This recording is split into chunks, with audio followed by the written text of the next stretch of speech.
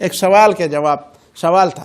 ایک سوال یہ تھا کہ بھائی یہ آپ یہودیوں کو اور عیسائیوں کو حج میں کیوں نہیں جو وہ تو خدا کو مانتے ہیں, وہ پیغمبروں کو بھی مانتے ہیں, وہ ابراہیم علیہ السلام کو مانتے ہیں. یہودی بھی کہتے ہیں ہم ابراہیم علیہ السلام کو مانتے ہیں, عیسائی بھی کہتے ہیں ہم ابراہیم علیہ السلام کو مانتے ہیں. بھائی کعبہ تو ابراہیم بابا نے بنایا تھا, ابراہیم علیہ السلام نے, تو ہمارے بابا کا مشترک کعبہ ہے, آپ بھی اس میں آئے, ہم بھی آئیں گے, عیسائی بھی آئیں گے, یہودی بھی آئیں گے, مسلمان بھی آئیں گے, تو مشترک بابا کا مشترک گھر ہے, تو آپ ہمیں کیوں نہیں چھوڑتے؟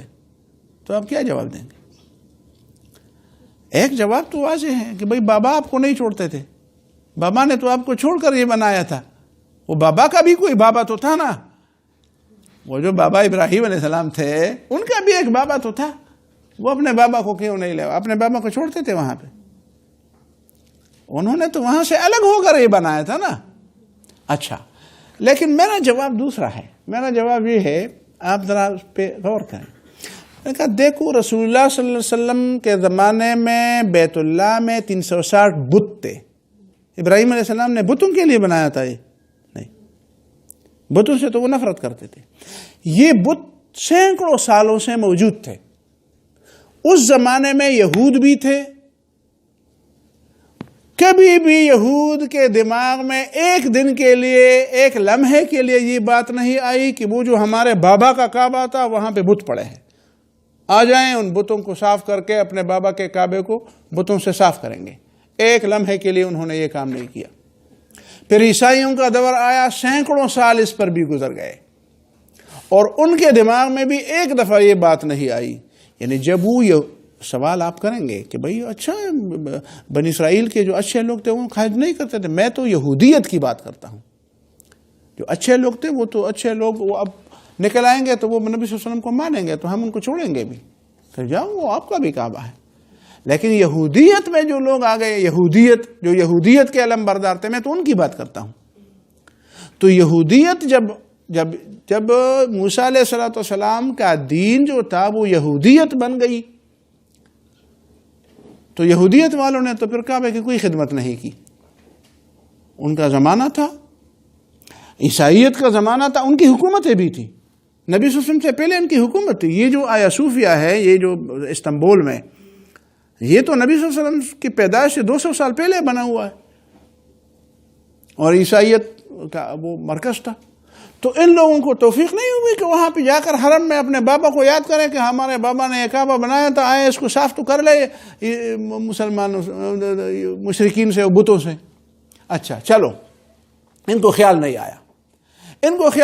تو مکہ معظمہ کے اندر جو قرآن نازل ہوا ان میں بھی یہودیت اور عیسائیت کو اسلام کی دعوت تھی, اور لوگ تو آتے جاتے تھے. لإیلاف قریش ایلافہم رحلۃ الشتاء والصیف, شام تک اور یہ تو لاتے تھے, تو لوگوں کو پتہ چل جاتا تھا کہ مکہ میں ایک آدمی پیغمبر بنا ہے.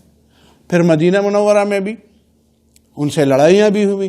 تو جب نبی صلی اللہ علیہ وسلم 8ویں سال مکہ معظمہ فتح کرنے اور اس کو بتوں سے صاف کرنے کے لیے تشریف لے گئے, تو کسی یہودی نے ان کی حمایت کی؟ وہ مدینہ میں تو یہودی تھے نا, تو ان کو چاہیے تھا کہ وہ نبی صلی اللہ علیہ وسلم کے صف میں کھڑے ہوتے اور جاتے اور وہاں پہ کہتے یار جو کچھ بھی ہے, لیکن ہمارے کعبے کو بتوں سے تو پاک کرتا ہے, ہمارے بابا کا کعبہ ہے. تو بابے کا کعبہ آپ کو اس وقت یاد نہیں تھا؟ ان سینکڑوں سالوں میں جب یہودیت دنیا پر تھی اس وقت ان کو یاد نہیں آیا. جو سینکڑوں سالوں میں جب عیسائیت کا زمانہ تھا ان کو یاد نہیں آیا کعبہ, اور نہ حج یاد آیا. جب نبی صلی اللہ علیہ وسلم نے اس کو صاف کرنا شروع کیا, اور مکے اور مدینے کی جو لڑائی تھی اس میں بھی یہودیوں نے اور عیسائیوں نے اپنا وزن نبی صلی اللہ علیہ وسلم کے پلڑے میں نہیں ڈالا. پھر جب نبی صلی اللہ علیہ وسلم اس کعبے کو صاف کرنے کے لیے وہاں پہ گئے اس وقت بھی ان کے ذہن میں یہ بات نہیں آئی, اور اب تمہارے ذہن میں یہ بات آتی ہے کہ ہمارا ہے. موقع ضائع کر دیا. بھائی آپ کے پیپر کا وقت ختم ہو گیا, جاؤ پیپر دے دو, جاؤ اپنے گھر. ہر وقت اس طرح نہیں ہوتا. آپ کا موقع تھا, آپ کے پاس وقت تھا, آپ نے اس کا مطلب ہے کہ آپ شرارت کے لیے اب یہ بات کرتے ہیں. اس وقت آپ کا مطلب شرارت ہے. آپ وہاں پہ عبادت کے لیے نہیں جاتے. عبادت میں آپ کے بابا جو تھے, جو 1500 سال پہلے کہتے ہیں نا, وہ آپ سے اچھے تھے. ٹھیک ہے نا. تو ان کے دماغ میں اگر بیت اللہ میں عبادت کا خیال نہیں آیا تو تم کون ہوتے ہو عبادت کے لیے جانے والے؟ تم عبادت کے لیے نہیں جاتے، تم شرارت کے لیے جاتے ہو۔ شرارت کے لیے ہم وہاں پہ کسی کو نہیں چھوڑتے۔ اسی وجہ سے نبی صلی اللہ علیہ وسلم نے فرمایا کہ جو حج نہیں کرتا وہ یا یہودی مرے گا یا عیسائی مرے گا، کہ یہودی اور عیسائی کو سینکڑوں سال تک بیت اللہ کو صاف کرنے کا خیال نہیں آیا، تو یہ بھی ان کی طرح ہے۔ اب سمجھ میں آ گئی نقطہ کہ نبی نے فرمایا کہ جو حج فرض ہونے کے باوجود نہیں جاتا تو یا کیا ہوگا؟ یہودی مرے گا، عیسائی مرے گا۔ تو یہودی اور عیسائی اس لیے مرے گا کہ یہودیوں اور عیسائیوں پر سینکڑوں سال گزر گئے لیکن ان کو حج کرنے کا خیال نہیں آیا، تو یہ بھی ان کی طرح ہے۔